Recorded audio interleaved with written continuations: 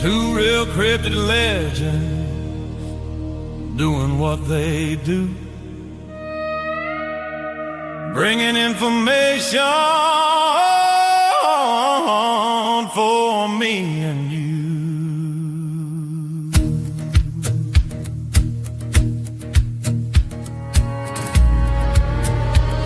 Ron Morehead and his Sierra Sounds, Darrell, Denton, the Tennessee Bigfoot Man, along with Michelle Desrochers, bring adventures across this land.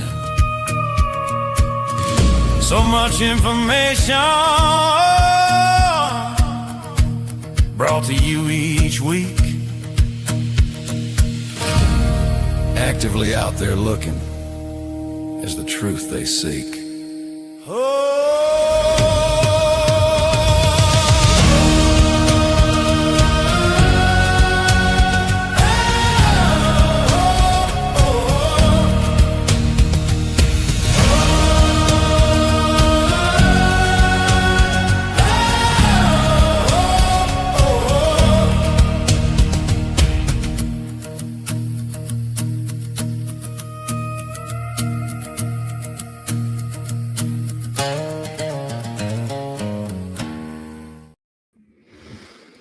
Good evening, everyone. See me bopping in there?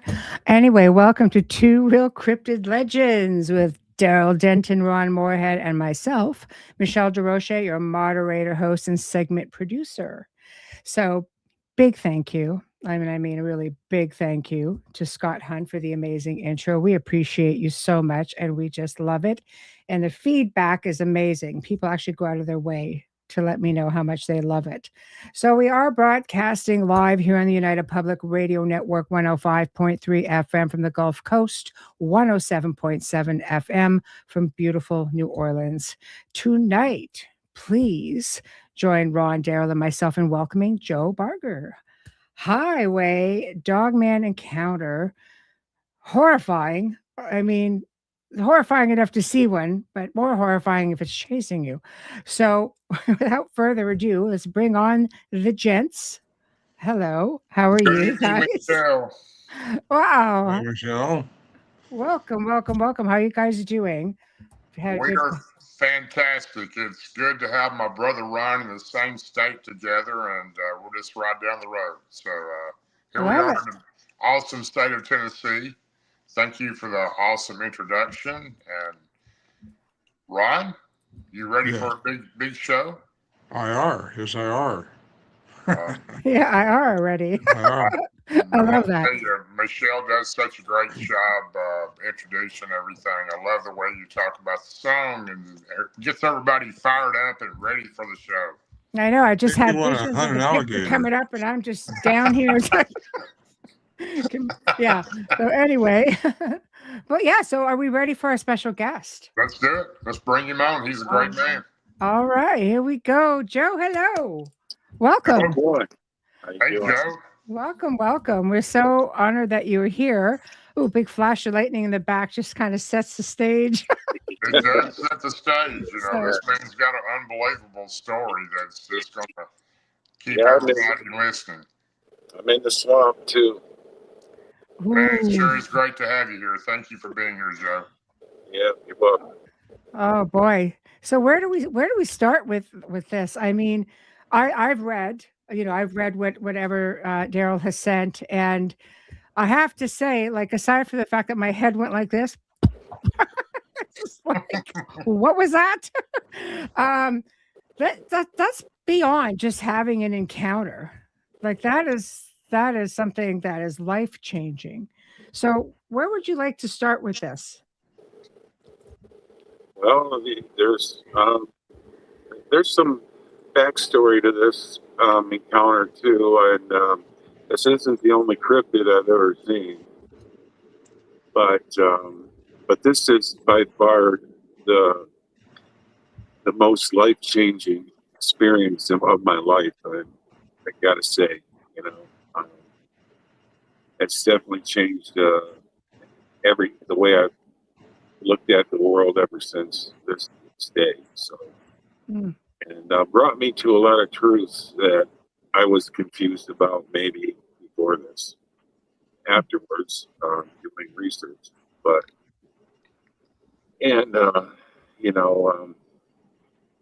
come from biblical, Christian backgrounds, and that's kind of how I look at all of this. I wasn't sure at first, but I'm pretty sure now. I mean, there's no other explanation.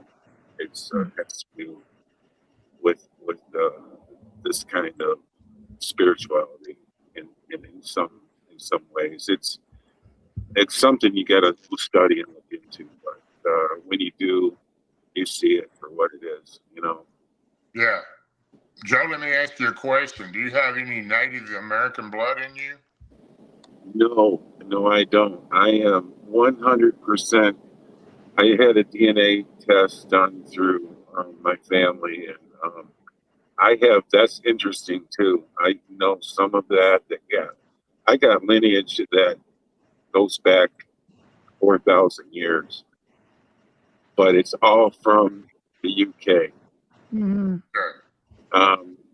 I'm 80% Irish and some Scandinavian and in there a little bit, but and mostly English and Irish. 80% Irish. Yeah. Yeah, I know you. I think I understood before when I was talking to you that you've had some occurrences during your lifetime, but nothing like what you had on the road with this creature. Yeah, I've had a few through my lifetime. I have, and some I didn't even realize I had until later. That looking back on and realizing, this probably I've heard cryptids before. At the time, I didn't know what they were, but now I do. Things like that. I did see, actually, after this happened, I saw a Dogman when I was 9. And that was up near Alpena, Michigan, which is far northeast, up in the lower peninsula, up by not far from Mackinac Bridge, really. Oh, I've been there. Yeah, it's not all that far from there. And that was a quick, I thought it was a huge wolf. That's what I thought it was. And, I was staying with my aunt. That was something. I mentioned it to her, and there's a whole story behind staying. I used to stay with her and my cousins and stuff during summer vacations from school for a couple of weeks and stuff. And they knew something was up there. I didn't know at the time, but you look back on everything that you didn't put any thought into, and after you realize some things in life, you start thinking about these things. Realize that I had family on both sides that I would visit. They'd live in the country and they'd have farms and stuff, and they were so adamant about being inside at dark, and I mean heavily adamant about it. And makes you wonder what they knew but didn't say. Wow. Yeah. And it seemed over the top when I was a kid. It's like there's nothing out here. We're in the middle of nowhere. What's the problem? There's really, but so yeah. But so how old were you when you seen the first creature that you're talking about? Roughly your age at that time? I was 9. Okay, you were 9, and Yeah. and then you continued to see them most of your lifetime? No, I never really even knew what that was. I thought it was a big wolf. And I heard you say that you thought it was a big wolf. It wasn't, but looking back on it, there's no way it was way too big. It was the size of a pony. Oh yeah. And it was walking away. It was on all fours, and it was foggy. It was early in the morning. So, but I saw it from inside the house. It was in a field. But That's definitely pretty frightening for a 9-year-old child, yeah. I thought it was odd because my aunt and uncle, they just kind of brushed it off. It's like, yeah, there's no wolves, or anything around here, but I do think they knew something was going on around there. Looking back at things, because they really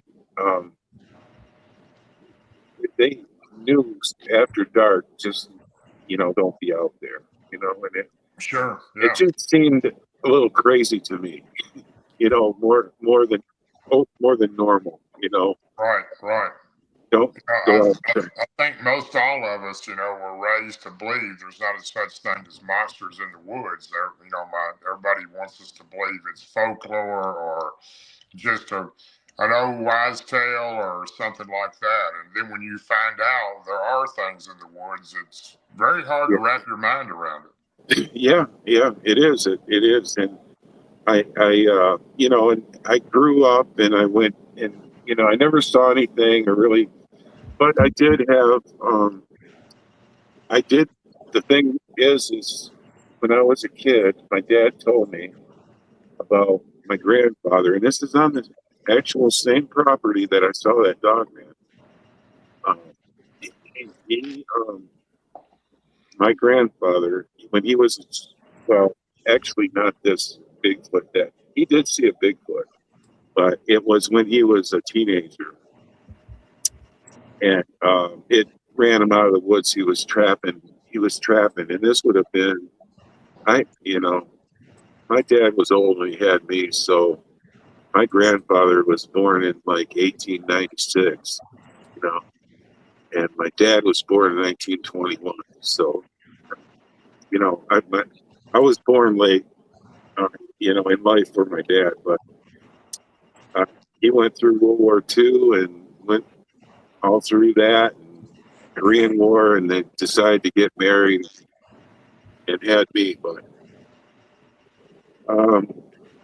my grandfather got run up by a Bigfoot, and they didn't call him Bigfoot back then, but it was a hairy man.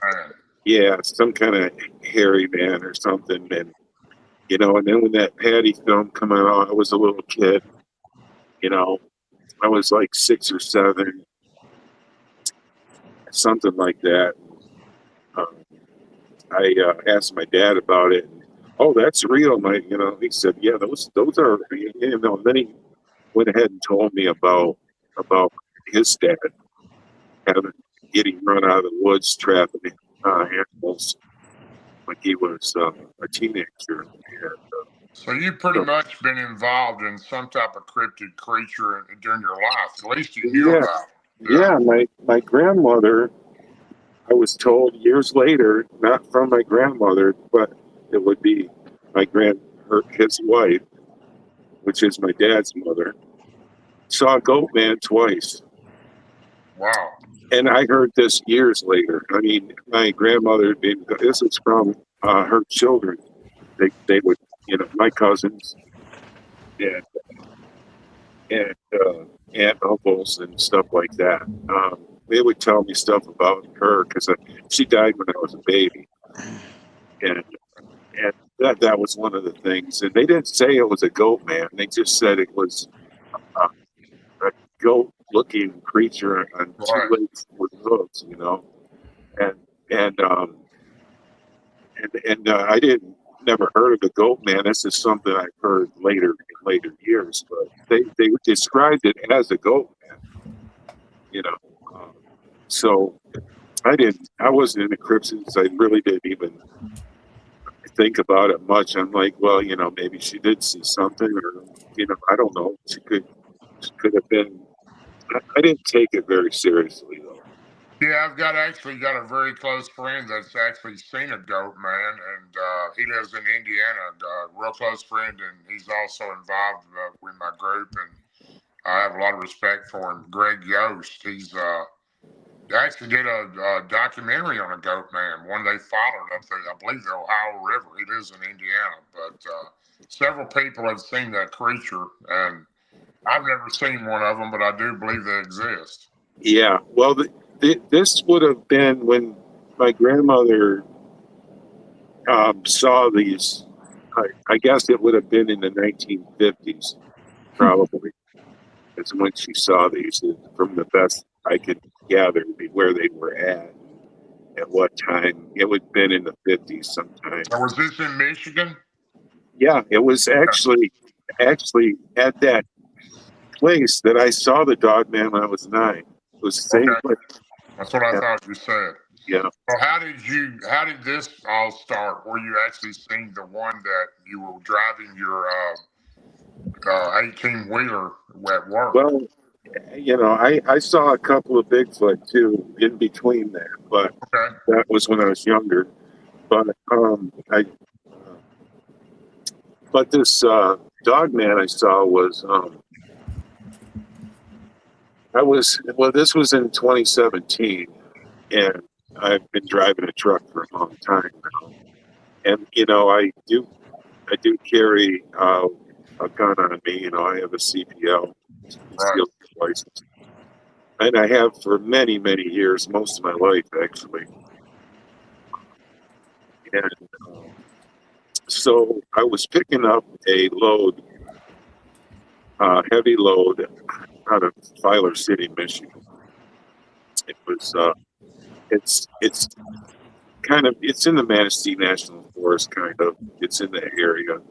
It's on a river there. I think it's the Manistee River, actually, but it's a paper mill. I was picking up paper, big, huge rolls of paper, size of a Volkswagen, kind of size. And so I'm heavy. I'm loaded with like 43,000 pounds, and that's about maxing me out, like, to be legal. So I was picking that up. I was coming back to my terminal, which was down in Kalamazoo from there. And as I was coming back, I'm maybe 20 minutes away from there, and I noticed, I'm looking at my hair. I'm not getting it. I'm not getting so low my buzzer's coming on, but I'm looking at it getting close to red and having a hard time keeping up. So I'm like, well, I don't want to, I'm going to have to stop somewhere, because you lose your air pressure. You know how it is. You just, on a semi, it just locks you up. You just lock right up and you stop, right? You got to have the air pressure. Are you talking about the air in your air brakes? Yeah, you got to have the air to keep your brakes open, Okay. You lose your air pressure, and those brakes bind right back up on your trailer. It stops you. You're not going anywhere. So I pulled over. I knew where there was a place, because I've been here, several times before, and I kind of know the route somewhat. And so there's this area, and I'm in the Manistee National Forest, and there's this area where it looks like a turnaround, maybe for snowplows. Yeah, you got it up there right now. That's the area I pulled into to look at and figure out what was going on with my airline. As I was under, there's a lot of weird stuff happened while I was doing this. People talk about all these different strange phenomena with time shifts and dimensions and stuff. I'm not saying that's what I experienced, but it was crazy. Things were really off and weird for the time I was there. I found out what happened. I had a little cut in near my brake chamber on my brake lines, and I don't want to sit there forever. I keep tools and I keep little items that if I can fix things on the fly if I need to, so I don't have to wait for a service truck fix me on the road. So I had the parts I needed. I had clamps. I had nipples. I just cut the knife, put a nipple in, a couple clamps. They'll get me home and get it fixed right. you know. So I was doing that, and as I was there, I was hearing things in about maybe 50, 60 feet behind me, and it's really thick because it's in June. It's broad daylight. It's like 7:30, so you know it don't get dark till like 9:30 or so, and you know at that time of year. So it's it's still a few hours of daylight at least or more, and I'm seeing shadows in like black shadows in between the brush and the bushes and everything in open areas where the light is blocked, and I'd see a patch of black and then it disappear, and I heard a metallic sound, like a slam. I heard, Right. I heard like it's just some crazy stuff. Like everything looked a little bit off in color. Everything sounded a little bit different. There was no sound. Like it was like I was in a vacuum chamber. Maybe I'd hear things, but everything was like dead. Like visually and audibly, everything was dead. It seemed like, and I wasn't having a medical episode or anything, or any kind of physical problem. It was I was experiencing this here. I was seeing something moving. I heard some sticks move. It was actually, I took a picture even when I was there because it was so weird. I even took a picture. And when I looked at the picture later, there was a deer fawn in that picture that I didn't see when I was there. Little fawn was standing there, and it blended in so well I didn't see it until I looked at it later. And I just took a picture in the woods because I thought it was a bear. That was what I thought it was, black bear. And I got it fixed real fast. So I got back in the truck, and I was a little weirded out because everything was just everything was off and it wasn't feeling right. I was like, what is that? What are those sounds? And why is everything weird like this? And then after I got back in the truck, I started looking at my pressure, and my pressure was up, and it was holding, and so what? Joe, let me ask you: did you notice any missing time or anything? Because it sounds like you were maybe in a portal or something. Yeah, well, I know that's the thing is I don't know for sure. I guess why I never really said anything about it because I don't know for sure. I don't. If it was, it wasn't a lot because I was kind of back at my terminal, kind of like at it normally. I was a little bit later because of everything that happened, and I took a different route back than I normally would, which took a little longer. But it wasn't crazy like missing hours or anything. Yeah, I got you. So you took off from this area where you fixed your big rig, and then what happened? Well, I started rolling, and I'm going, and where this is at, it's at the bottom of a pretty steep grade, and I'm really heavy too. And so when you're in a semi and you're really heavy and you're trying to go up a hill, you're 25 is about your best. Because you're going to, you have no momentum from a dead stop. So I look around, I get turned around, I didn't notice any traffic at all either, no cars this whole time. Not another vehicle at all. And, so as I'm moving, I'm going up this hill, and I'm hitting about 25 miles an hour. I'm looking around, and I notice it's getting dark. Like I just noticed out of the corner of my eye, it's getting dark over on my passenger side.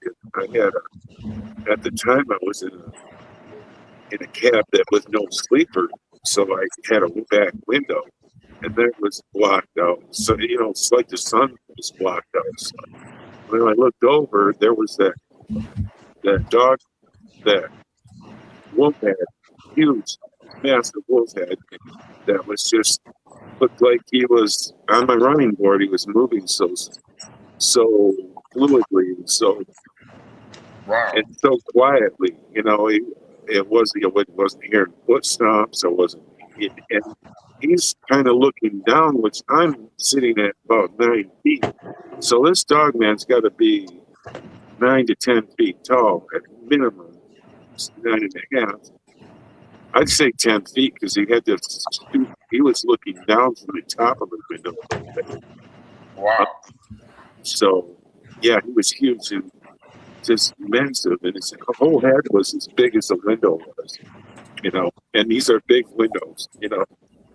On these trucks. Yeah. And yeah, there's another one that was. It was jet black Wow. like Is that. that actually what you seen? Was it looking through the window like that? Yeah. Oh, And it was staying. It was just staying. Wow. You're driving down the road and this thing's looking in the window, looking in your side window like that. Yeah. And this all happened for about 10 seconds of this. He was looking at me.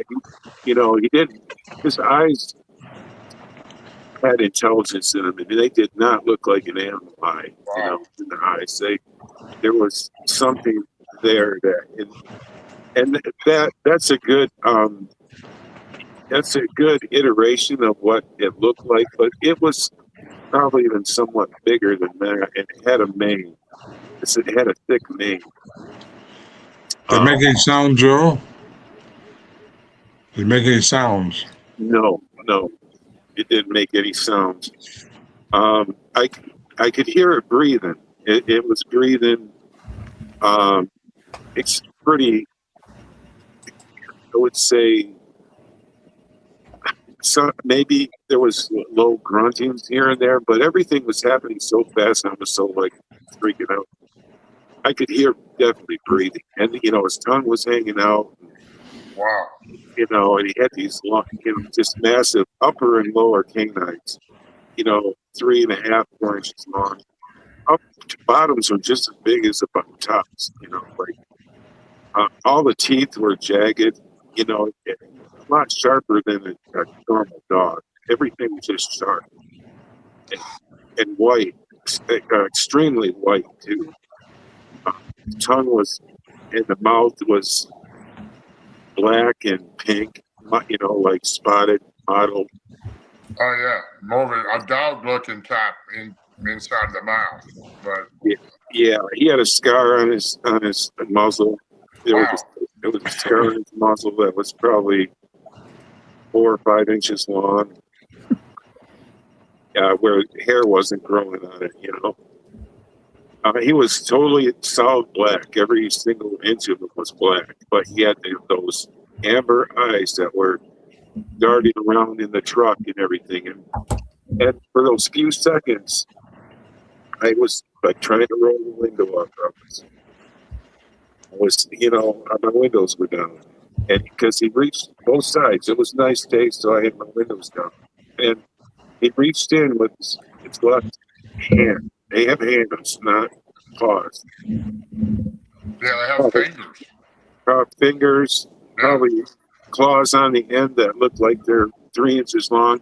He reached in a little ways and pulled back real fast, and caught the rubber on my seal, on my window seal there, and kind of tore that a little bit.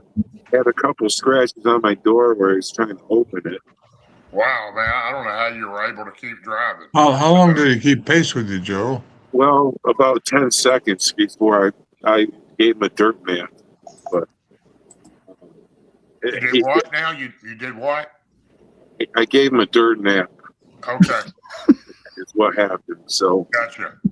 I had a gun strapped. That's the gun right there.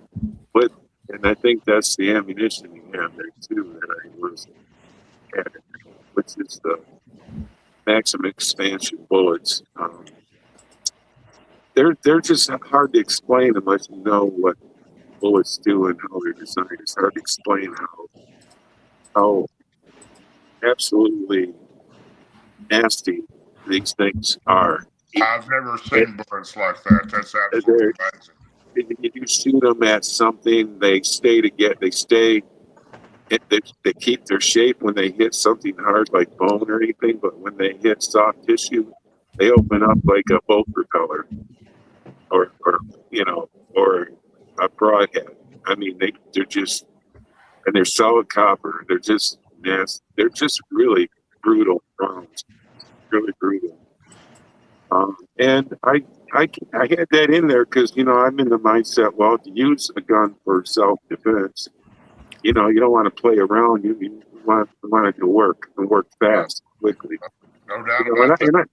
I'm a gun guy anyway. I've been into guns my whole life, and I got, thing is, that's kind of like my hobby for a long time. Is guns and shooting. So, did you fire upon the creature when he was inside the truck?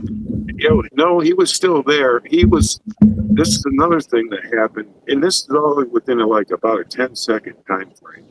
And I didn't know what to do, and I've never been that scared before. I don't know how you managed to control yourself. You're driving with this. I don't either. It's the Lord. I'm telling you, that's all it was. Yeah. I do have training, and I have I have some military training, and I've been shooting my whole life anyway. I shoot quite a bit from a kid, and still do when I have the time. But so I'm trained in some ways where when you have some training in things, a lot of times you don't even have to think about it, but to do whatever task it is when you are well versed in some skill, But I had it strapped to my seat, and I had a cooler on the other side in between the seats, so you couldn't see it. You couldn't see it from either side. And he was looking around and darting his eyes around, looking at me, darting his eyes around. His hand came in, and I got this impression. I don't know if it's they talk about mind speaker or something that they can do, but I did get the impression that I sensed at least that this thing might be to know that he had me, and there's nothing I can do about it. Wow. And right at that, that was the impression I got mentally. Whether that happened the way, some people think it might be or not, I don't know. But I got that impression right there.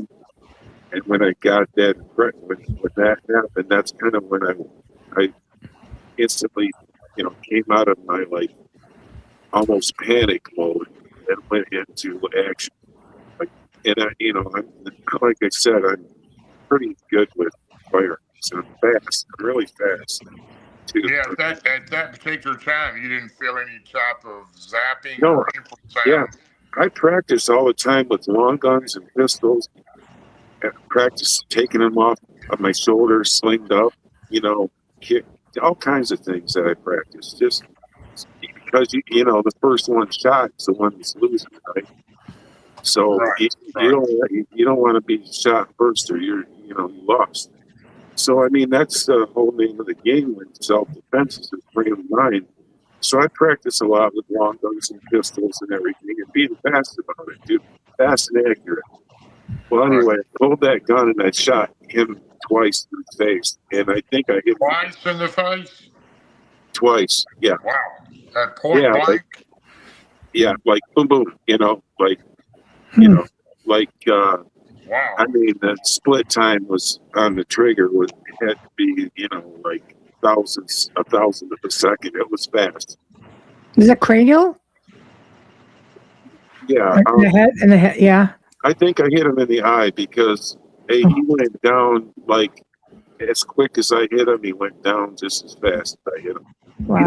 He didn't know what hit him, but when I pulled that gun, I was looking at him and I kind of was looking at him just before that. The thing was, this was more muscle memory than anything else, or just be a treat. That's amazing. It really is. I can't imagine the repercussion you had inside that cabin with that loud noise. Yeah. My ears were ringing for a good while after that. I didn't realize that at the time. I wasn't even realizing my ears were ringing until a little while later. But I'm sure you were still in almost a complete state of confusion with this thing trying to get in your truck, and you're firing 2 rounds up on it. So when you fired the 2 rounds into its eye, did it just fall outside the truck? Yeah, he just fell down, and we're moving, pretty good pace. Wind is blowing in his face, and his eyes are squinting sometimes because of the wind going past the truck, but when he saw that gun, he knew? his eyes, like, he knew, but it was too fast. It was too fast. Yeah. It's amazing to me how these creatures seem to know what a weapon is. It really is. Yeah. It was. He didn't have enough time to even know. This split second that gun came out, bullets were coming out. So, he went down and slid, and he was and I could see him in the mirror now. He's on the ground sliding, dust flying up, pushing the weeds are getting all pushed down, and as he's sliding and he's stiff, when you hit an animal in the brain or something in the head when you shoot them into your hunter, that's a lot of times what happens is they stiffen up or their legs kind of it's spasming a little bit or whatever. Right. So that's happened. That's what was going on with this stuff. Wow. Dogman. Now, when you fired up on him, did he make any kind of yell or scream or anything at all? No. He was dead before he hit the ground, I think. Wow. Did you stop, Joe? Did you stop? So I was going to ask the same thing. Yeah, I did. I came. Well, I just can't turn around a 75-foot truck anywhere on this 2-lane road. So as that happened, and I saw this going on, I saw, man, he had a long tail and fluffy tail, and I could see the legs. I could see everything. He looked like a werewolf, exactly like, what you see in the movies, and just huge, too. He looked like the size of a horse, like that's I'd say he'd have to weigh around 1,000 pounds. That's incredible, man. It really is. Like, this might be a really crazy question because I just know myself. There's that part of you that's like, God, I feel like maybe I should stop and just take a picture even from the window to prove I've done this. But then there's that part of you that's the common sense kicks in and says, hell no. After the shock, after I got over the shock after it took me a minute to get over what was happening here. I was like, am I crazy? Did that happen? What? Am I hallucinating? No, that happened. I looked at my gun I opened it up. Yeah, 2 primers are dented, so I'm like, if that is really happened, and I just killed this thing, and I saw everything, and I never hallucinated. I never had any mental problems in my life ever. I got to go back, and if that thing's still alive, I think it's dead. I'm pretty sure, from what I could tell, looking at it from the mirror, it looks dead to me. It didn't look like it was going to make it at all. I'm gonna run it over with this truck because that's just an abomination. That thing's got to die. That was my mindset, I can understand. So I turn around, there's a picnic area, like at about the top of that hill, a little ways down. So it took me like 5 minutes to get back. About maybe 6 minutes, I don't know, something like that. 5-6 minutes. Get turned around, and I was barely able to get around, turned around into there. If I couldn't get turned around in there was nowhere to turn around. Not till I got way down the road. So knew that was there. I pulled into there. And, you know, there's no semis going to that area, so it's not really cut for semis or anything. So I took a few small branches out with me, but it didn't really hurt the truck at all. The trailer kind of got a few scratches maybe. But, I turn around as I come back down that hill that I climbed. So slow. I come back down that thing fast. You know, I'm flying down that hill. Well, I see a Jeep sitting there right where it was at, and I didn't see the Dogman email. You know, so I didn't hear what you said. You seen a what word? A black Jeep. Okay. Was there, and the Dogman is gone. I'm slowing down. I'm like, where is that thing? Those people are in danger and trouble. And what is going on? I'm like, I can't. I'm so confused. You know, it was crazy. I'm like, what?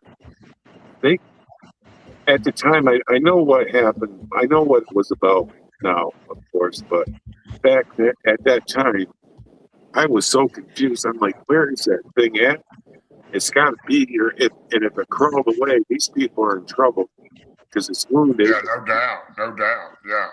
And well, anyway, I did pull over. I put my flashers on, got off the road enough to where, you know, if anybody was coming down the road, they could get by. But I stopped and I said, hey, and I'm concerned about them. And I'm thinking they're locals or something. And you could see where the Dogman had made about, I'd say about a 30-foot like swath of mowed down weeds and gravel and everything's all, you know, because there's no shoulder. Did you see any blood anywhere, Joe?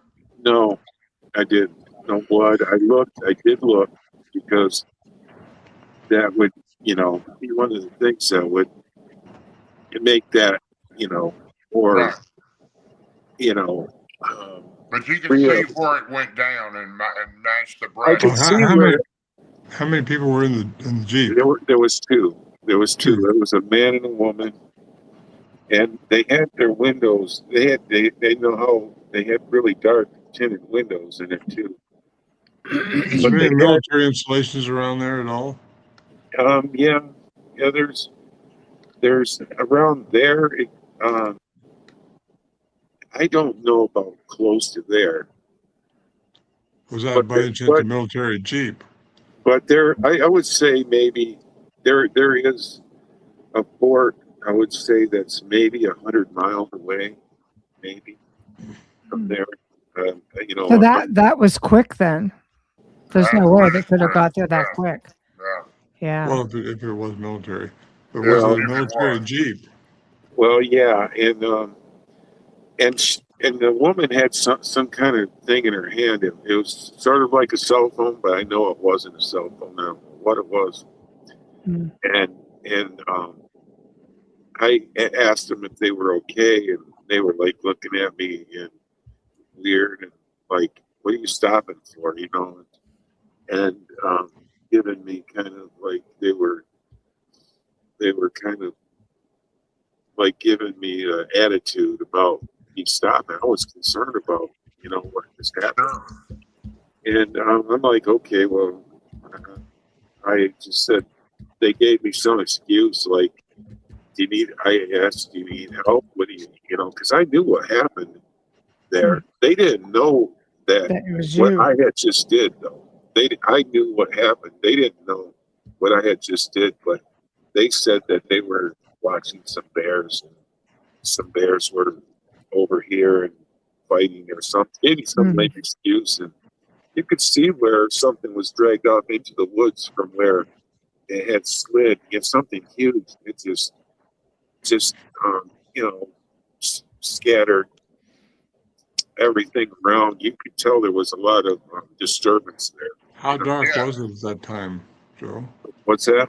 How dark was it at the time? It wasn't dark at all. It was broad daylight. It's like 7:30. It was lots of light. another thing about the fur on this thing too is jet black is so black, you know, it's like it absorbed light, but the tip on the ends would glisten as it moved. Oh heck, that's the one, like the one I seen in the LBA. It lit up little light tips on the end of it with a mane around its neck. Yeah, that was strange, but yeah, it's almost like it shimmered, kind of. I know exactly what you're talking about. That's what I actually seen. Let me ask you a question. Was the Jeep parked right over the spot of where you think it went down? Yeah. I could see it was right there. I could see where it went down. It was easy to tell where all the disturbance was on the ground. Well, for some reason, these people definitely knew that it was there. Well, it's probably had a tracker on it. Like a chip. So when it went down, they monitor the heart rate and right? Good point, Michelle. Good point. Well, I come to find out that's exactly what it was. Later, I didn't know this at the time. But there's some developments that happened as time goes on. I've had run-ins with these people. So anyway, because they found out eventually who did it. They made sure they let me know what time it was. Yeah, so.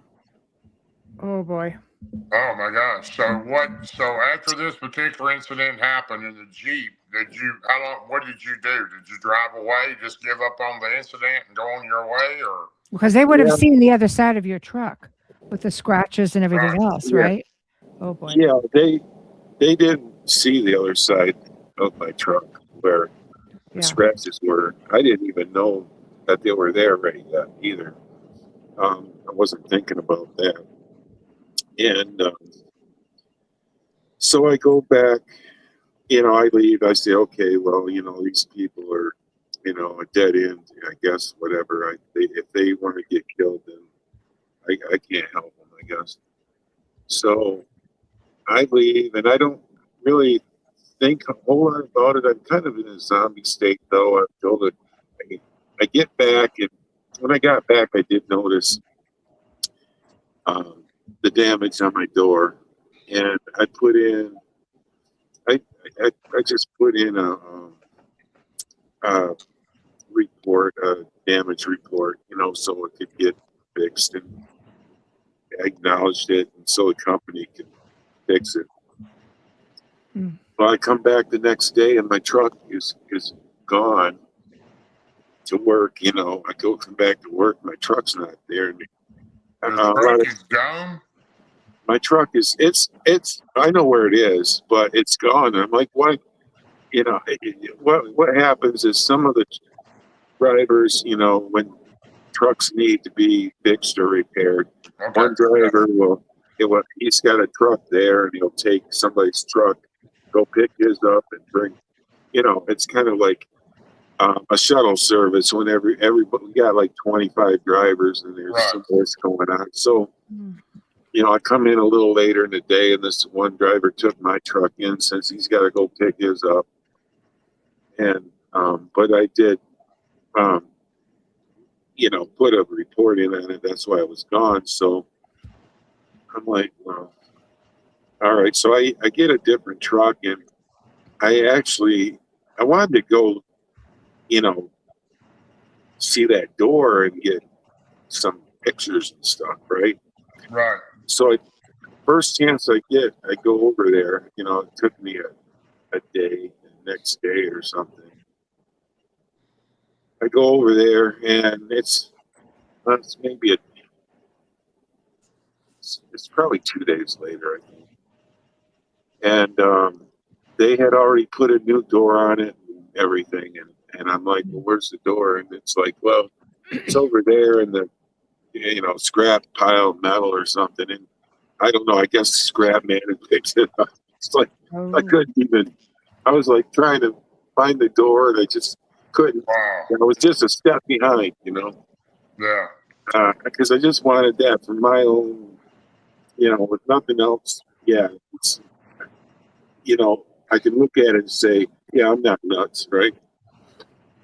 And I didn't think to do that. On the damage report, Joe, what did it say caused the door damage? It was the claws. Yeah, but I mean, what did What you did didn't they say that assess it? when you turned it in? What did you say caused the damage? I said it was a branch that fell. Okay. Like a tree branch. Yeah. That's what I said. I didn't say, yeah, a Dogman attacked me. Yeah. That's understandable. We have a quick question. Larry's asking, did your Dogman have human-like hands? Also, did it have double canines? Yeah, I had canines were just as big as the lowers were just as big as the upper. Wow. Wow. Yeah, it's like they came up like low. It's almost like it must have had sockets in his gums for both of them, Mm. for both upper and lower. Like there was like a groove in his gums for him or something. There had to be. Mm. Yeah. Kind of looked like it anyway from what I. Yeah, there's been quite a few people over the years that said that some dogmen have double rows of teeth. Oh, double row? Yeah. I didn't. There was a lot of teeth there, and a lot of jaggedness happening. So I couldn't. It all happened fast, and I couldn't tell you for sure if it was double teeth. His tongue was hanging out too. As he's. Yeah, it's a huge like cow tongue, so big. Mm-hmm. He's drooling and everything. And from what I could see though, even his teeth in the front were like big and jagged. Like I don't know about a double row. I don't know. We're going to have that close of a look. Yeah, So, how many yards? I know they were very extremely white though. They were very white. You wouldn't expect that. How many yards do you think he ran along with you? 200 yards, 100 yards? I would say 75 yards probably, maybe 100. That's at 25 miles an hour? Yeah, maybe 100 yards, maybe. I don't even think it was 100 yards. At 25 miles an hour? Yeah, about that. Yeah. And it happened, and I know it was under 10 seconds before I shot it. It was at 10 seconds is the most.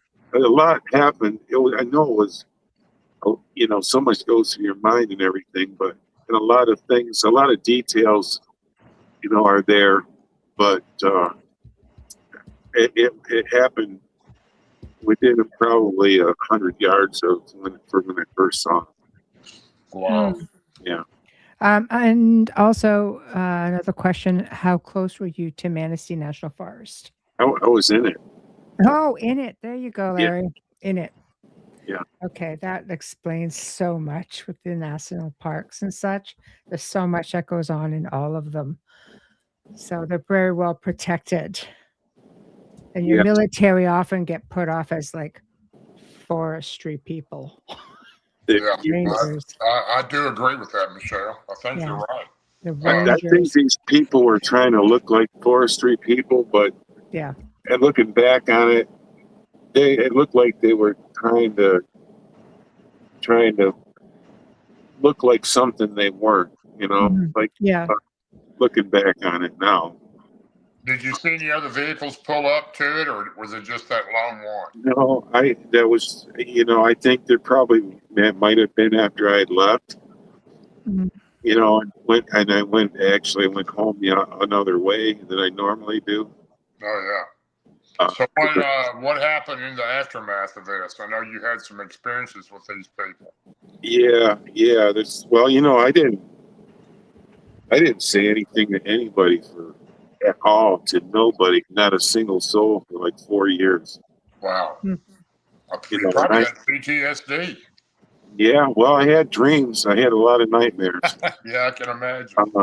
But I started to realize that, I had dreams that weren't necessarily about that creature, but it was about other things, like other creatures or other things. It wasn't about that specific incident, but they were pretty bad, otherwise. But Joe, when you drove back down there and saw the Jeep, you kept going that way to turn around again, didn't you? no, I kept going. I went home a different way. Oh, you just kept going straight. Yeah, Go back north. I could go home another way too. The other way, when I turned around, I kept going straight. I didn't turn around. I'm like, no, screw this up. I just went straight closer to a road that's along Lake Michigan, and I took that one because now I'm heading west. So I'm heading west towards Lake Michigan now. I just got to hang a left to turn south, and there was another, I come down 31 instead of 131. So Yeah, he did say 4 years. Your lovely other half is asking. You did say 4 years, correct? Just for the record for everyone. yeah, Yes. 4 years before I said anything. And then when I did, I don't know if you know who Lance Hightower is.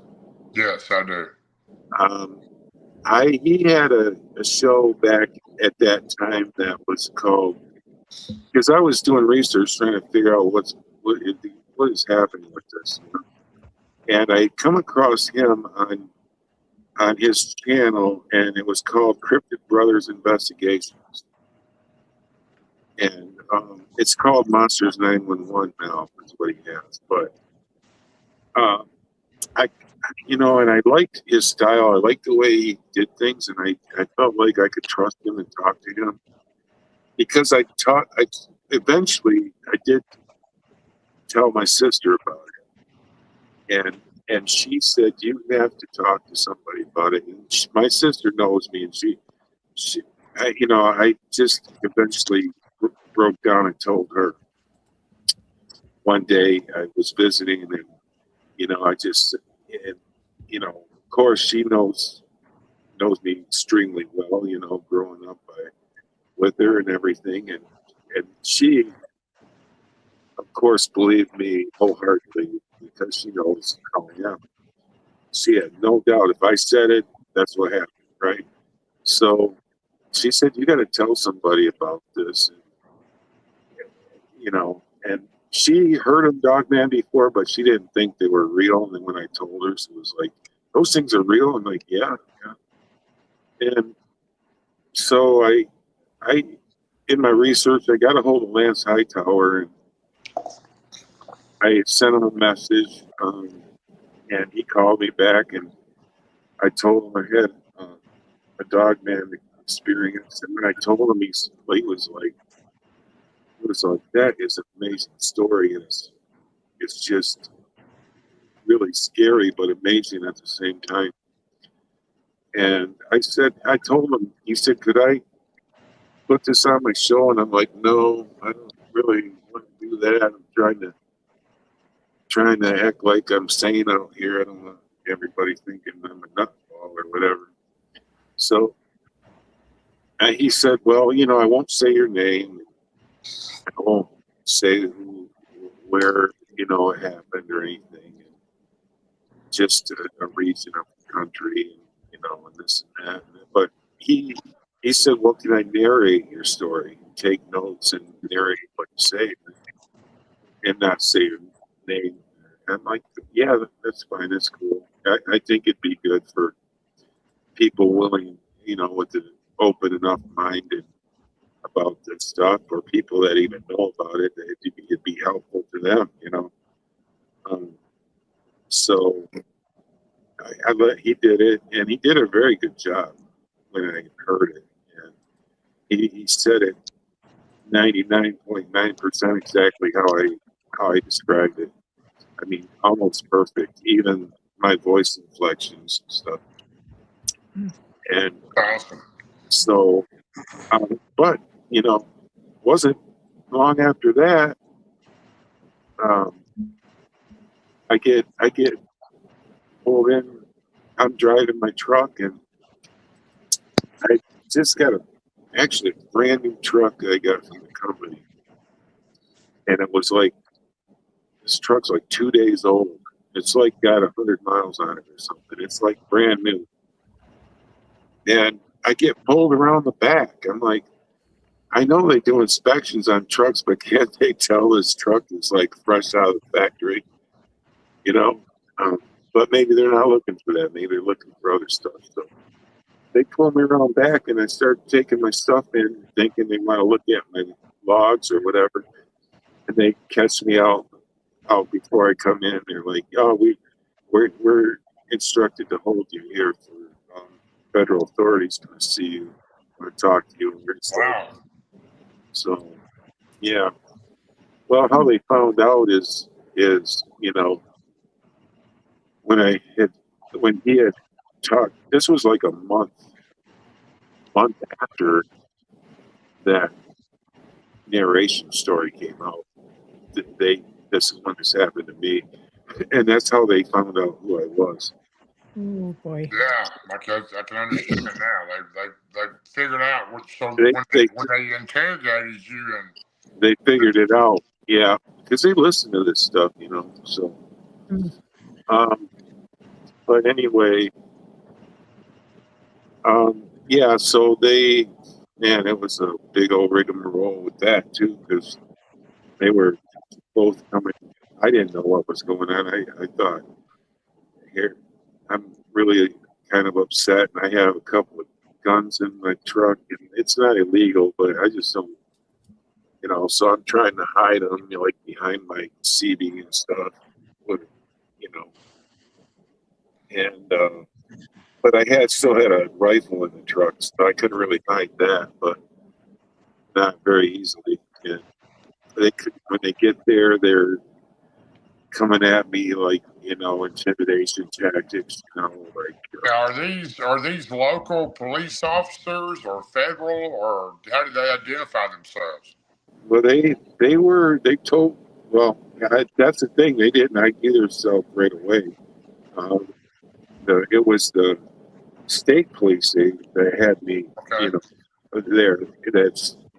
They had told them to hold me there when I came through. Did they give you a reason why they were holding you? What's that? Did they give you a reason why they were holding you? Well, at first I said, well, what did I do? And I said, well, and I'm like, you know what you did. Here's who we are. We're Homeland Security. And they flipped out something and it looked like Homeland Security. And wow. I don't know, but they said, you know what you did, and I'm like, what I do? And I'm like, I don't even know what's going on yet. Until I said, you got to tell me what's, because they're taking my phone. They're trying to take my phone. They took my phone. They're looking through my stuff. They take my rifle to get that.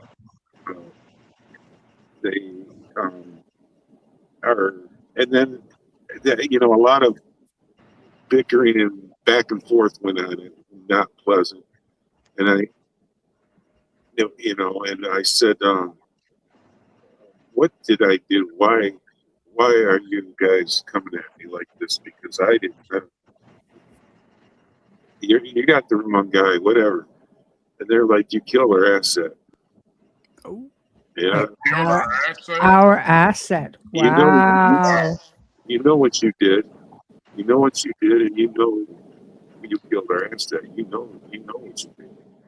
I'm like, well, first time I'm hearing of this, so glad you told me. I did not know you guys had an asset, and that was more important in my life. And then I started getting attitude. I said, keep your dog on a leash, and then no one, get shot in the face. So, but yeah. Now, so Joe, let me interrupt you 1 second. Where were you at when this took place? Was this in Michigan? Indiana. Indiana. That's where this happened. And how long was this roughly after the incident happened? How long? Oh, this would have been 5 years after the incident. After the incident? Yeah. Wow. But right after you told Lance Hightower the story. Yeah. It was like a month after that. Okay, I'm putting it together. And a lot of this, when you don't know what's going on, it takes you a little bit to like figure out put all the pieces together. But you got to do a little research and figure out that there's a lot of nefarious things happening. That there's some kind of hybrid program going on, obviously. Because I do believe, like unless there's something else that can convince me of it, I think they're from Nephilim origin. Half human, half spiritual, entity. Well, with them calling this creature or what they were relating an asset is enough to get my attention. So whatever it may be, they definitely knew what it was, and they knew why it was there. So yeah, I don't understand. I guess nobody does. Why it was chasing the truck, but it's self-defense, right? Yeah, it's self-defense. Yeah, I was kind of mad that they were mad about me killing something for saving my own life. Joe, let me ask you something. When you shot it, that gun has quite a kick to it, I'm sure. That's a big bullet. Yeah. You shot twice, right? Yeah. How much time was between the shots? I'd say it had a split time of a couple thousands, maybe. Okay, so I got an iron wrist, and I shoot a lot. So okay, so you didn't have your recoil didn't affect. You think you got it twice in the eye? Is that what you thought?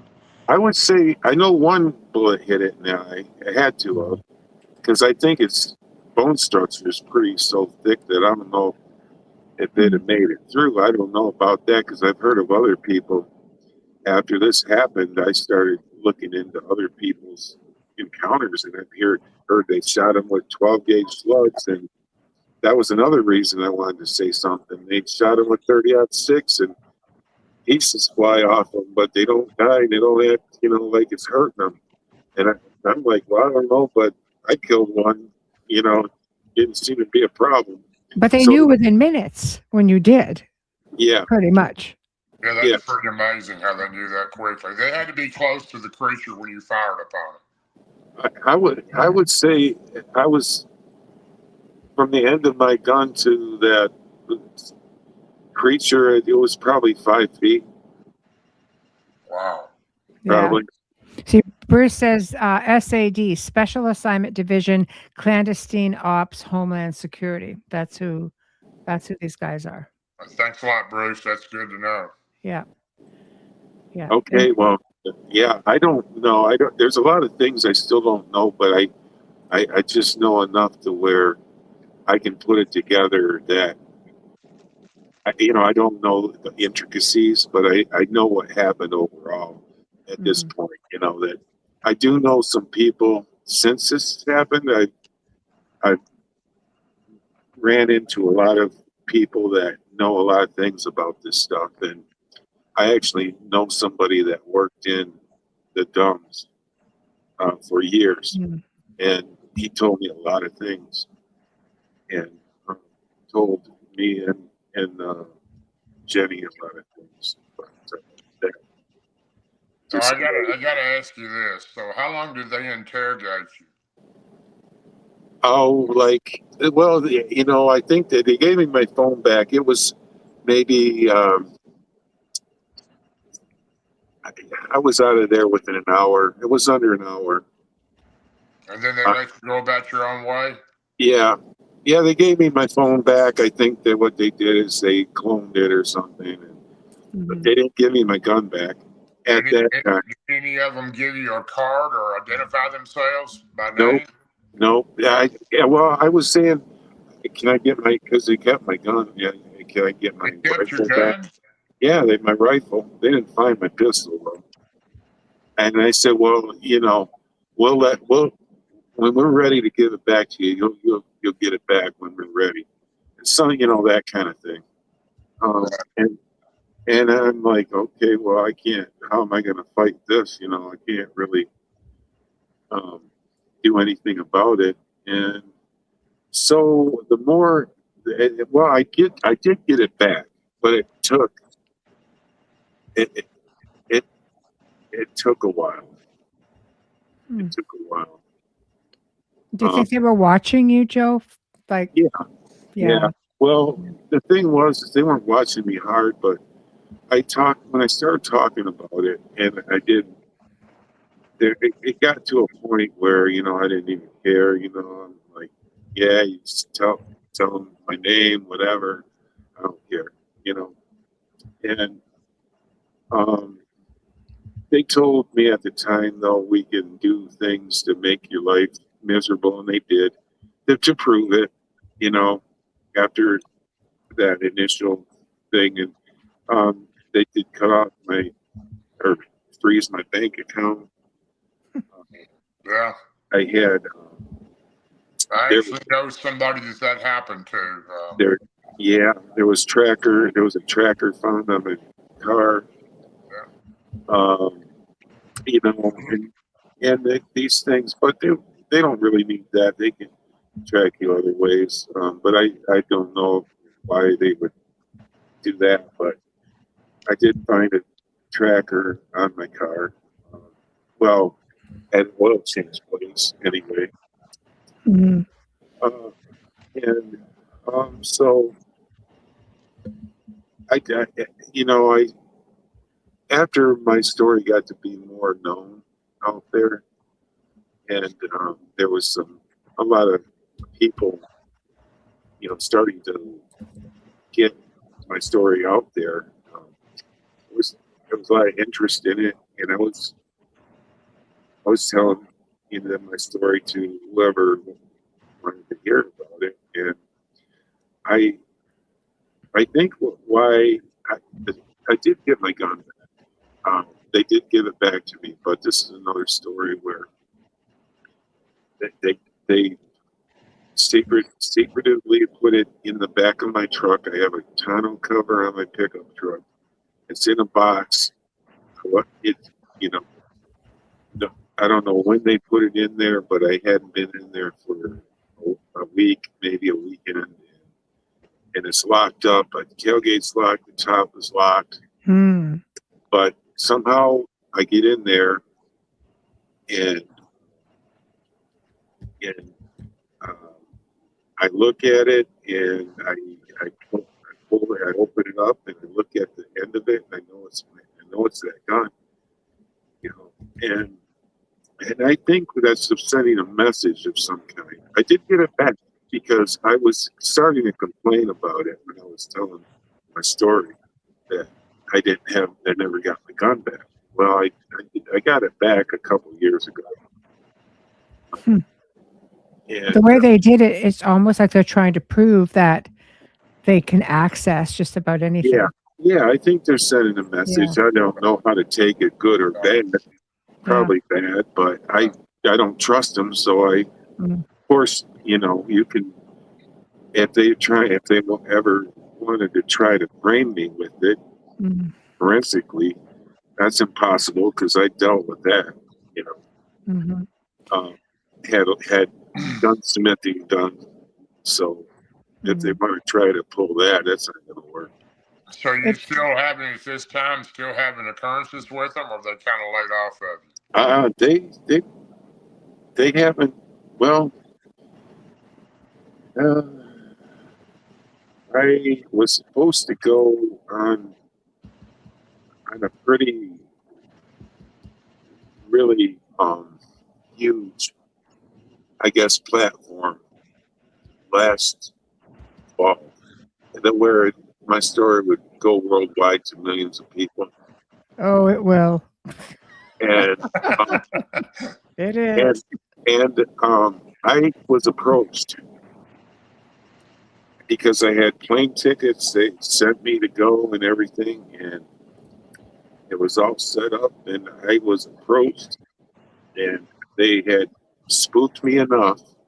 I was in Maine when this happened. I was in Maine, and it wasn't anything nasty or anything unpleasant, but it was enough thing.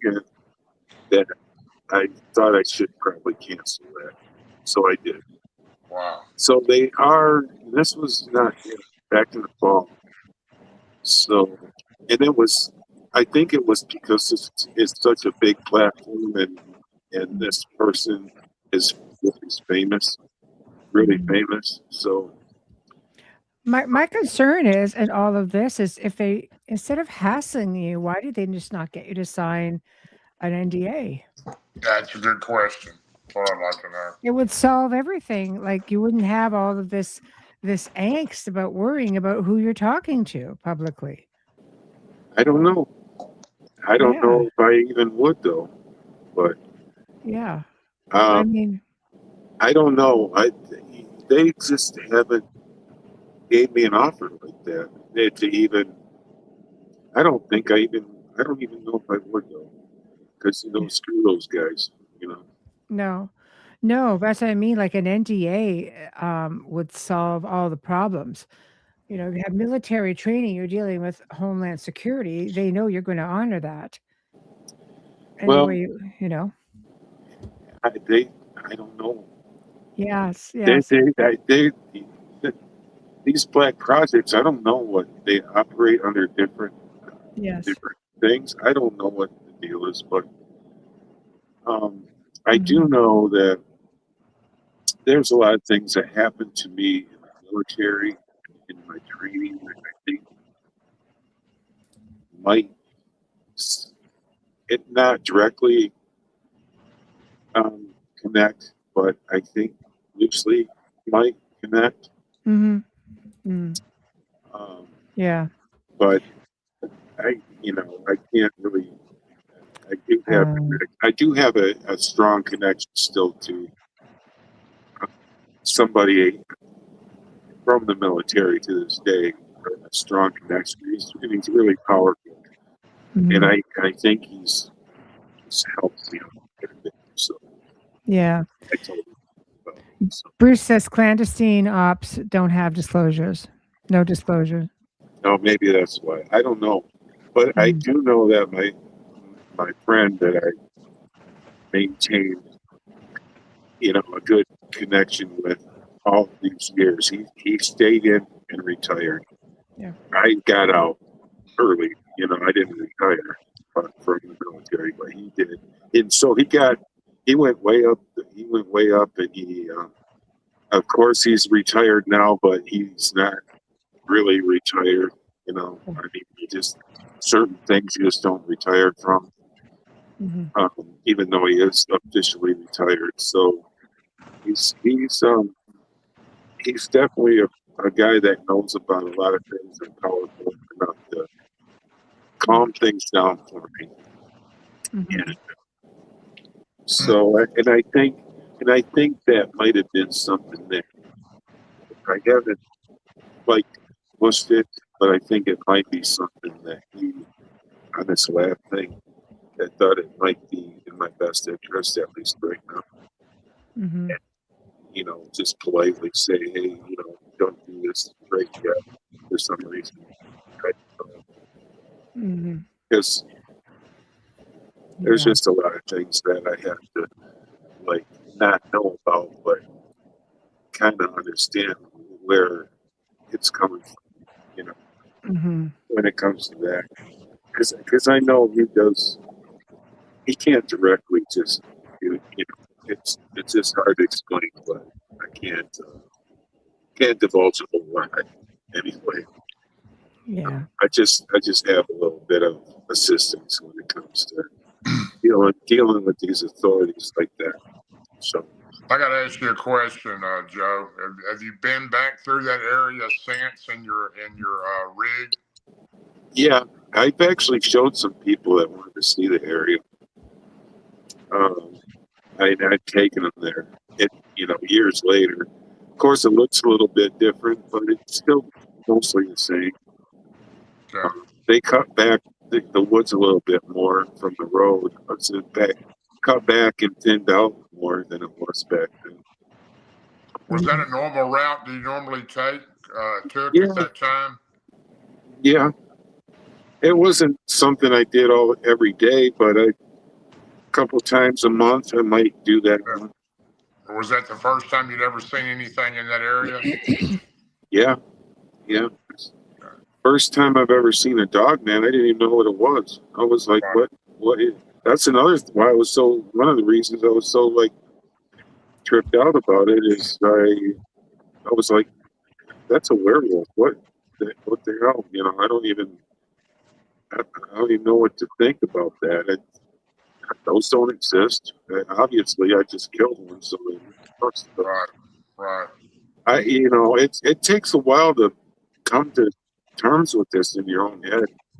This stuff, I had a pretty bad experience my first time, but nothing like what you did. You had a lot worse experience than I did. But it's a form of PTSD that you have to deal with until you can. Yeah. You only start feeling better about it when you can start telling people. That's true too. It really is. It really messed with me, and my mind was blown. But the more I learned about it, and then I finally did start talking about it. It absolutely does help a lot to talk about it, and with people that understand it and know about it, because that's who I basically started talking to people in this space, with cryptids, the people in the cryptid space, Yeah, well, that's good. There's a question here which I feel is relevant only because when you're dealing with different ops of sorts, things get weird when you're under observation. And Wayne is saying, in the years that followed, do you recall having more encounters with missing time or encounters that feel as though maybe you've been taken or woken in your bed, kind of going like, thinking that maybe, you were taken, which is what they do. Well, I don't feel like I have. If I was, I have no clue that happened. Yeah. Okay, interesting. Yeah. I'm not saying that's impossible. If it did happen, I have not even the slightest clue it did. Yes. But in my mind, no, that didn't happen. Right. Well, it's a good thing. Yeah. If it did, yeah. I don't know. I know there's reports of that going on, and that is just something I guess I'll never know. It's just one of those highly strange, what they call high strangeness. I don't think it gets weirder than that. You've been centered out because you were defending yourself. And there are cases which, Darrell, Ron, and myself have talked about this, especially when Darrell was on the show, we were talking about the LBL, where people go missing all the time. Yeah. And there have been witnesses of Dogman back in cages in military vehicles, even in the LBL. I'm sure it's not the only place. So that seems to sort of just kind of get poo-pooed off in a different direction. And here you are just defending yourself. Let's face it, it was you or it was the asset. Yeah. Well, there was a comment on there was a comment from somebody way back after one of these podcasters put me on, and I saw the comment, and it said, I live in that area of the Manistee National Forest, and I've lived there my whole life.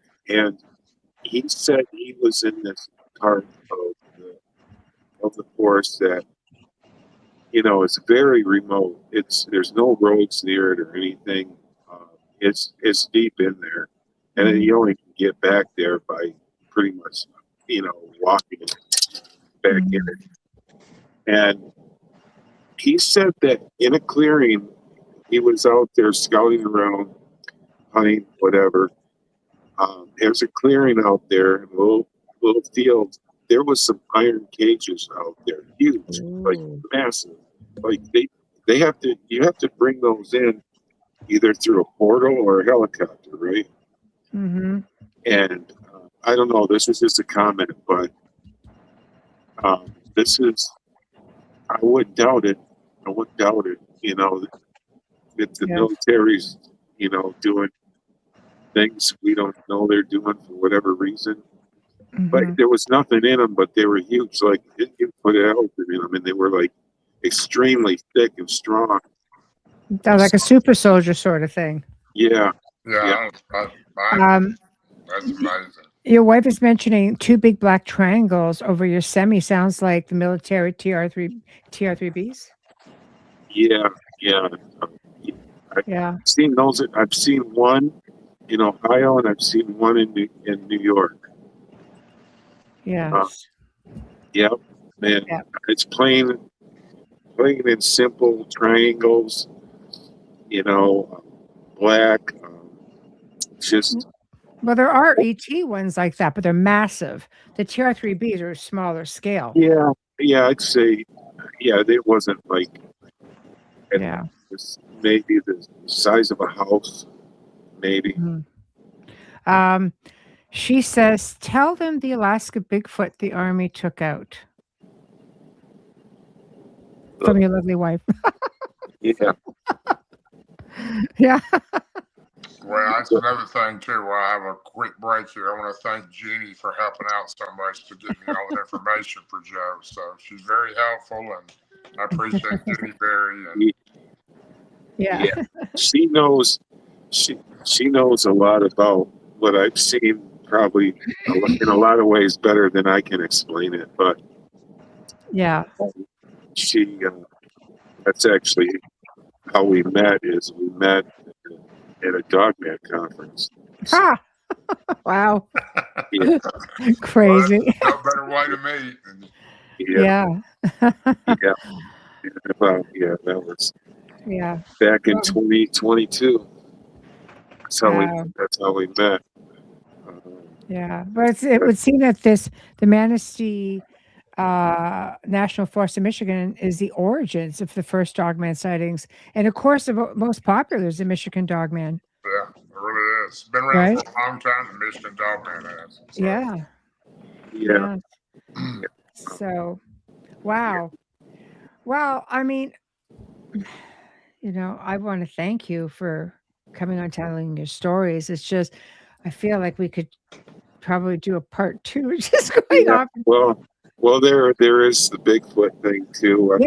Go ahead. There's, like I said, I think there's some things loosely connected to me that correlate with some of this stuff. If you think about it a little bit deeper, you just got to get into it a little deeper. And some things seem to correlate with things that's happened to me when I was younger till today. I'm not saying it's 100%, but it does sure seem like it. Do you think maybe, and I'll ask all 3 of you, do you think that sometimes they find you, like you're just marked as an experiencer and they come looking for you? I think there is something to that. I do.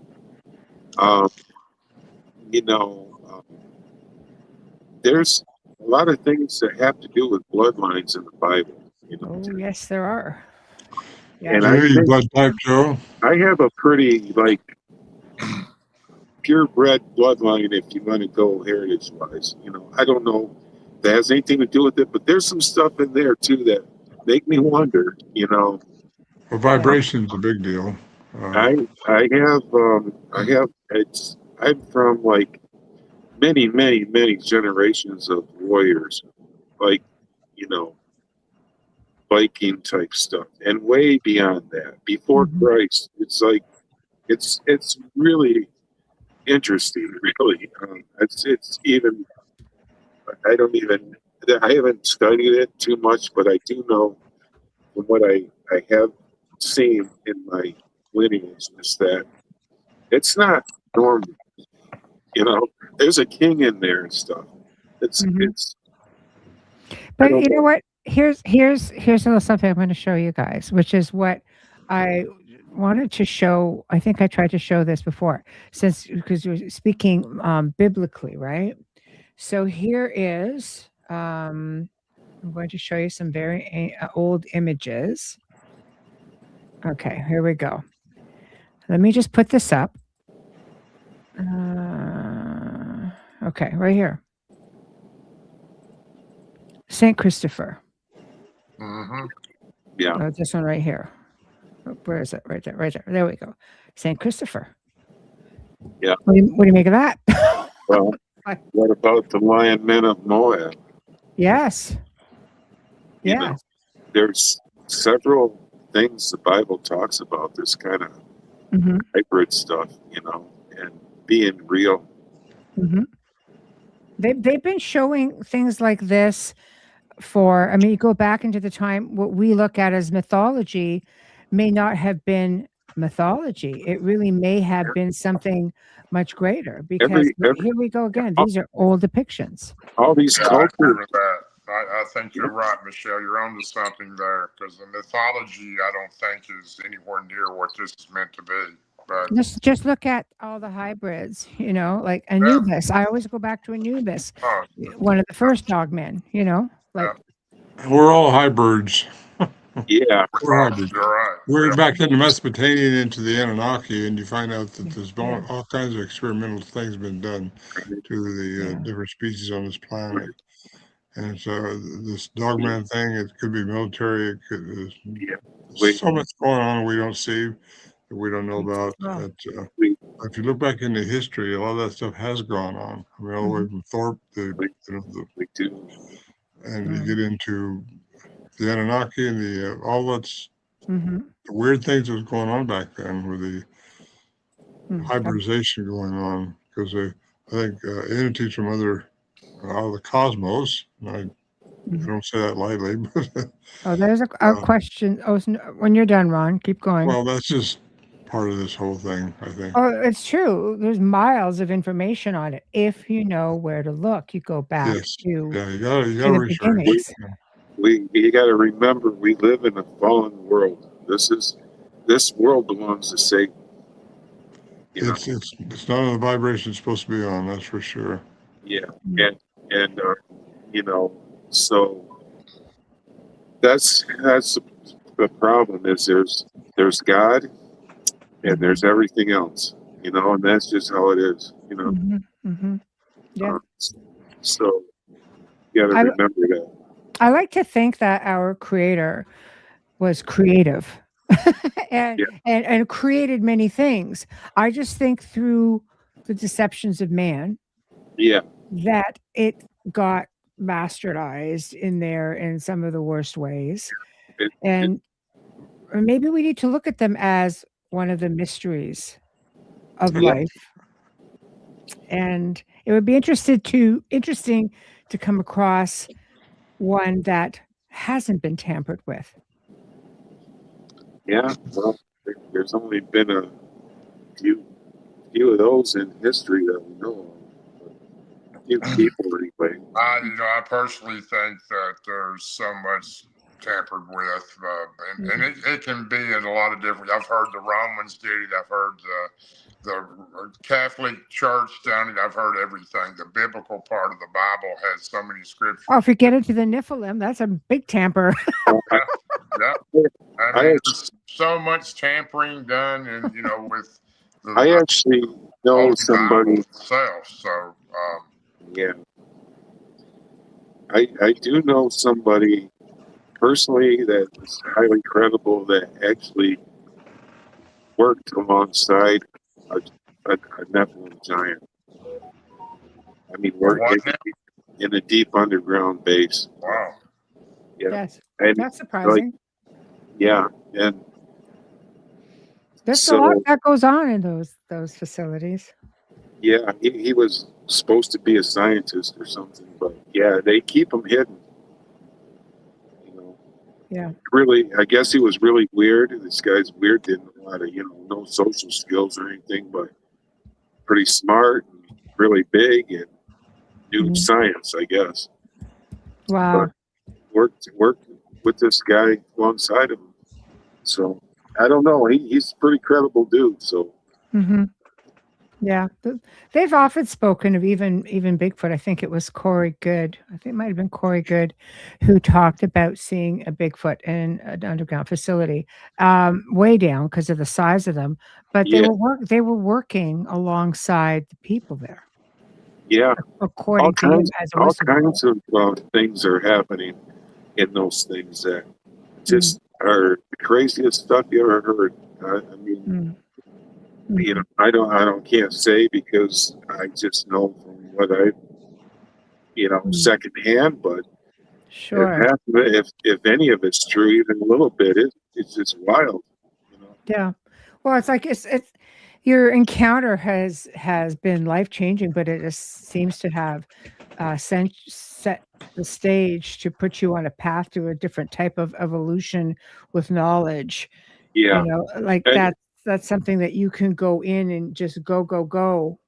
actually, I'm so much more um, Yes, clear. please. Have a clarity. I have a clarity that I never had in my life now. Yes. It's just there was so much um, before that I really didn't pay attention to, or didn't know about, or didn't care to know about, or however you want to say it. And I just was confused about. I have answers and clarity about just about almost anything when it comes to a world view and a spiritual view of Yes. things and how it correlates. So it's opened your mind. Yeah, it's like I became an adult all of a sudden. Yeah, Like yeah. I was a confused child for Or 50 maybe just years. sleepwalking. Yeah, like I was sleepwalking Yes, for Yeah, 50 years. right? very possible. Yeah. As traumatic as it is, it actually grew me. Uh, you know, grew me spiritually and mentally, and in so many ways it's hard to even explain. Mhm. It was a experience that was totally, completely transformational. It Mhm. for the better too. It was just beneficial in my life to go through this traumatic Transition. traumatic transition. It was Yeah. dramatic, but not But anymore. you're lucky that you're alive to talk about it. If Uh, you weren't as quick draw Yeah. McGraw over here. Quick draw. Well, yeah, Yeah. there's been stories and cases of people with doors open and cars running and trucks running, and nobody sees them. No, finds them again, and nobody Mhm. sees where they go. And become a part of the Yeah. missing 411. That's for sure. yeah, Mhm. I've, There we I've heard go. of those stories happening where I could have been one of those, and that's the last book I want to be in. I think Do you fear that still? Or do you think they've it's just old news now? I I don't really fear it. I'm not saying it couldn't happen, but Yeah. I always got something for them before I go out. So I don't know. That's just my attitude. Yeah. So Right, right. I'm not gonna go down, easy. You've left your mark in Yeah, this field, your experience in talking about it, because you've sort of validated what most people like Ron and Darrell's like, yeah, we know. But there are other people out there maybe just getting into it, and now they can maybe get into it or have an experience, and in the back of their minds, they could say to themselves, okay, you know what, there's something else I need to be real careful of here, and it's not necessarily the cryptid. Well, I after I come to the conclusion that I'm doing a disservice for not sharing it. I, I, I didn't realize that for a good while. You know, Mhm. I had to come to that on my own after some time Mhm. to realize that um, it doesn't matter if people think I'm crazy. There's the people that you know need to understand and know that they're the people that have had encounters or are open minded enough to look into it more. I'm not like here trying to convince you. Mhm. I'm just here, just singing. You know what I mean? I'm just You're telling take your her, tale. Yeah, I don't Yeah. think it matter. I take mean, her. I think you're right. I come to the conclusion many years ago. You know, I really don't care what anybody believes. I know what I've seen and experienced, and Yeah, people don't want to accept it. That's their ability to do that. So, yeah. I think that's your first inclination, though, when it's yeah. stuff like this. You're gonna be like, oh, you're worried about socially what people are gonna think about it. Well, I mean, the worst part about it, back when I had my encounter, you know, was in '92, my first one. There was nobody to talk to. There wasn't any Yeah. shows like Oh, this. yeah. There What? wasn't any Facebook groups. There weren't I- anybody.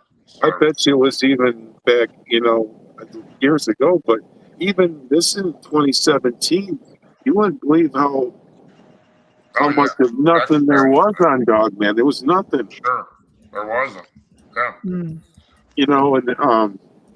and it just seemed to be like a few years after that, it started catching on. I started finding more stuff. you know, I probably hear as much about Dogman now as I do Bigfoot. Not quite as much, but close. And back in the day, I'd never heard of a Dogman until my best No, friend Martin Groves told me that he was almost eaten by one in '93. So yeah. And Mhm. it's weird because the Dogman, Michigan Dogman, is supposed to be like, where it's most popular to be known from, right? Mhm. And I lived in Michigan my whole life and never heard of the thing until this happened, So I just thought I knew Bigfoot existed, and I heard about that since I was a kid. But a Dogman I'd never heard a thing about it until I had this encounter, and then I started looking into it, werewolves, and looking up that stuff, and Dogman started popping up here and there. Not a lot, but there was a little bit, but there wasn't a lot at first when I first started looking into it back then. But yeah, I realized, okay, this is a Dogman. Started figuring out things for myself that I'm like really onto something here with this, because over time it made me realize I gotta tell people there's details about my story that are extremely important. A bunch of them. They're just little, but they're little things, like copper. Okay, those bullets are solid copper. Now, if you know anything about Nephilim, they couldn't kill these things when they fought these giants without copper weapons. They had to be. I think copper is poison or something. They had to use copper weapons. And who controlled all the copper? It was a Nephilim. That's true. That's true. It's just like there's something to all these little details in my story. You just gotta pay attention enough to these things, and I mean, I can't think of all the little details, but I'm sure they've all come out in different times I've told it. Yeah. Well, it sure goes against the grain of the old tale of silver bullets killing the werewolf. Yeah. I absolutely. Another thing that was weird is after I started talking about copper bullets. Yes. They Martin Groves, right? He said but that wasn't long after, and it was weird. I'm not saying it was me, but it was really weird that they outlawed using copper ammunition on federal land. Wasn't it long after that? I'm not saying it was me because of me talking about it. I'm just saying it's really odd. Why? Why would that be a thing? Yeah. Pretty unusual, it really is. But I remember when that was brought up, and it's been quite a while. But yeah, it's been a while. Yeah, but that's when I started talking about it about that same time. Yeah, that's probably why they banned it. So something tells me that you're going to find a lot more, and the pieces of the puzzle will still keep coming together, and you're going to have a few wow moments. moving forward Yeah. because you know what? It just keeps evolving. The story keeps evolving. Yeah. These beings keep evolving. Right. Yeah. I'm Joe, sure. I want to thank you so much for coming on, Joe. Yeah. Yeah, Appreciate you're you welcome. being here, and I want to thank Jenny again for helping out, and I want to thank my Yeah. good friend Barton Nunley for reaching out and getting me your phone number. So, Yeah. Ryan, Yeah. do you have anything you want to ask Joe before we go? Joe, thank you. Oh, you're I welcome, appreciate man. hearing your You're story. welcome. It's amazing. I I think know that, shooting one in the eyes, shooting a Bigfoot or a Dogman on the face. well, Tell me I, what you're going to kill him. That goes way back into Daniel Boone story. yeah, He yeah. shot one in the eye. Yeah. And I don't know if that, Michelle may have something she might want to ask too. So, Oh no, I've been throwing my 2 cents worth the okay. whole way along. but Yeah. but I do hope, Joe, that you'll consider returning as you Yeah, make for more sure. discoveries, and because sometimes it's nice just to hang out with a group of people. It's yeah, like tonight, like okay, it's a show, but I mean we're still bouncing ideas around. Where the chat community is going crazy. They're sharing their experiences and yeah, they're yeah, taking it in from you as well. yeah. Well, that's why I do this. It's not for me. I don't do Yeah. this for me. I do Right. this to help, my brothers and sisters in the Yeah. world, that need information to help them. It can save your life. It can, who knows? And there's probably other ways as well that this information can help you. But Joe, if somebody wants to reach you and you'd like them, welcome them to do that, how would they reach you? Well, I'm not on any social media. I'm not really. I'm not really out there. I'm not. I'm kind of a private guy.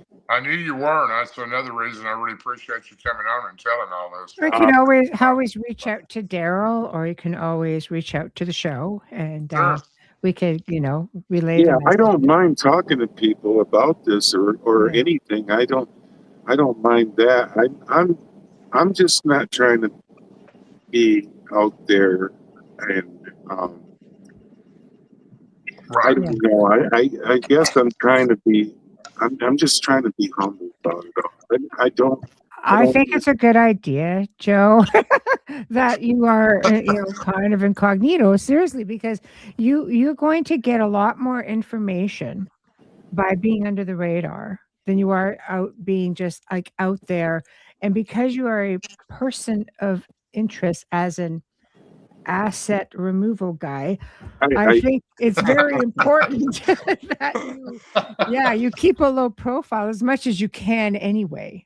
yeah, I don't want to do this for the wrong reasons. Yeah.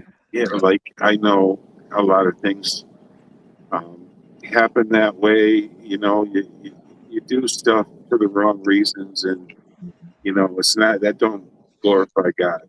So Mhm, mhm. I guess that's probably why I don't want to do the wrong thing. I want to make sure that I'm out there putting out information that is helpful to people and valuable, but I don't want really anything from it other than to know that it's helpful. And If you save one life, Joe, yeah, yeah, aside from your own as well, if you that, save one life, mission accomplished. yeah, That's how and you should look at it. I'll probably never know if this ever happened, but Mhm. I Well, you'll know one day when you're up at the pearly gates, and they're gonna say, yeah, "Hey, you know what? Well, we yeah, all have a You left delusion your of mark. separateness. You We're made a all difference." Yeah, yeah, yeah, yeah. made a this will make difference, all and it probably things like that probably make a difference, not Mhm. for only one person, but it's kind of like a domino effect. Right. Mhm. So I I I, Right. I gotta believe that I'm doing it for the right reasons, and that Right. then that Yeah. people can take take that away with, with that perspective in mind that I don't, not here to convince you, make a lot of money, write a book, none of that. I had no interest in none of that. Mhm. I never did. So, And we Writing a book don't make you money anyway, Joe. So I'll tell yeah. you. Yeah, well, exactly.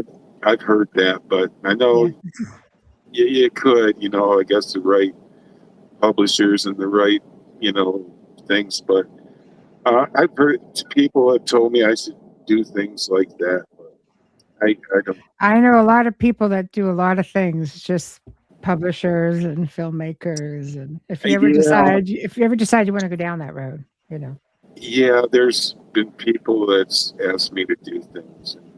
Yeah. I've done them if I think it's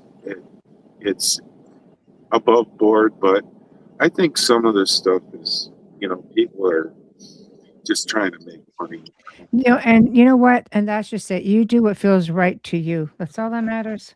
If it feels right and you feel like it's for something that falls within your boundaries and No, what you value, that's what you do.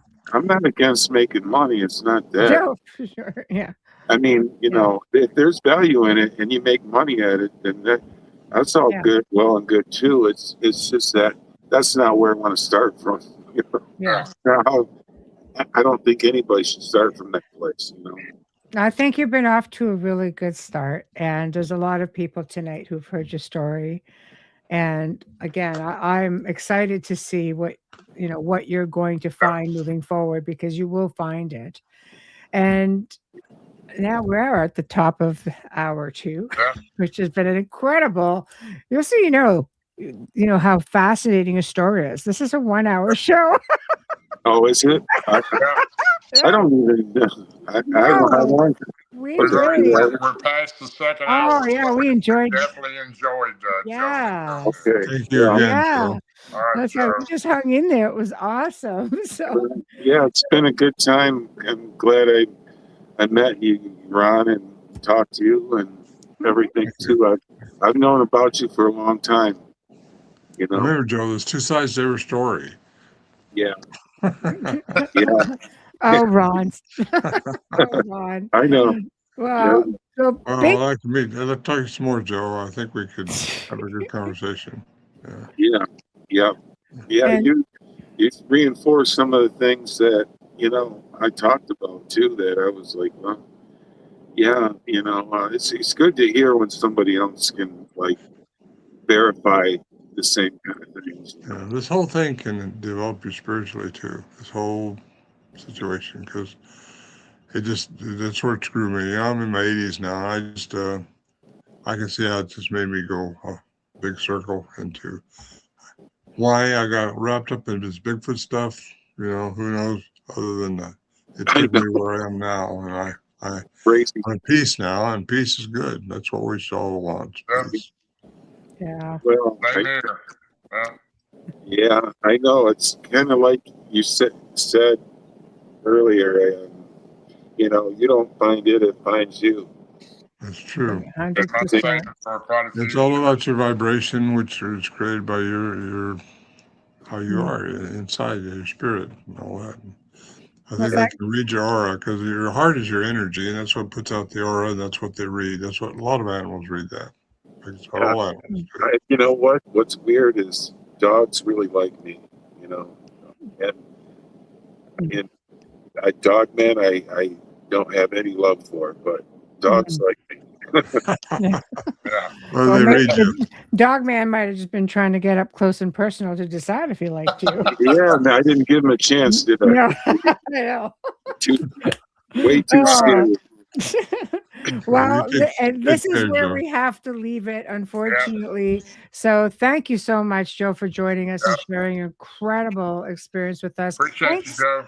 And thanks to everybody in the chat room. You guys are amazing. So much great information being shared up. So thank you for that. And big thanks to the United Public Radio Network 105.3 FM, 107.7 FM.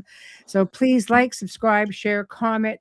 feel free to reach out to us, Michelle Desrochers, contact@gmail.com. I will funnel it out where it needs to go. If you have a great story to tell, we're your guys. We want to hear about it. So anyway, thank you all. And I guess I should say it's almost, well, it is good morning. So good morning.